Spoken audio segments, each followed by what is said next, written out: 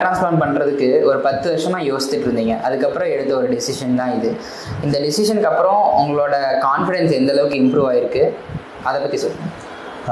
Confident ரொம்ப நல்லா இருக்கும். முதல்லாம் வெளில போகிறது கொஞ்சம் எல்லாமே கொஞ்சம் இதாகவே இருக்கும். ஃபுல்லாக கவர் பண்ணி இந்த சைடு கொஞ்சம் தூக்கி இதாக சீவிர மாதிரி இருக்கும்.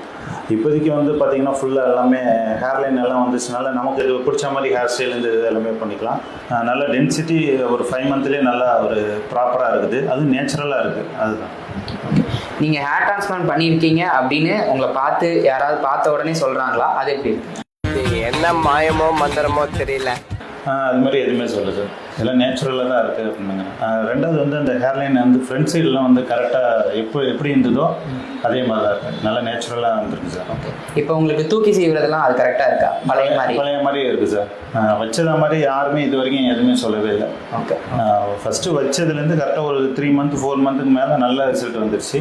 சரி, இப்போ 5ஆவது மாதம் தான் ஆகுது. இன்னும் ஒரு 8 மாதம் தான் எனக்கு வந்து பீரியட் சொல்லியிருந்தாங்க. 8 மாதம் இல்லை 1 இயர் தான் சொல்லியிருந்தாங்க. பட் எனக்கு 5ஆவது மாதமே கொஞ்சம் நல்ல டென்சிட்டி நல்லா வந்துருக்கு சார். எந்த இது கேப் இல்லை. ஃபுல்லாக எல்லாம் கவர் ஆகிருக்கு. உங்களுக்கு வந்து ஒரு 37ங்களா? 39 சார். 39 ஆயிடுச்சு. 39க்கு அப்புறம் ஹேர் டிரான்ஸ்பிளான்ட் பண்ணலான்னு ஒரு டெசிஷன் எடுத்திருக்கீங்க. ஸோ ஒரு 30 இயர்ஸ் மேலே இருக்கிறவங்களுக்கு நீங்கள் என்ன சொல்லலாம்னு நினைக்கிறீங்க? யார் வேணாலும் வந்து கம்பல்சரி பண்ணிக்கலாம். நிறைய பேர் வந்து ஹேர் ஃபால் பண்ணியிருக்கு.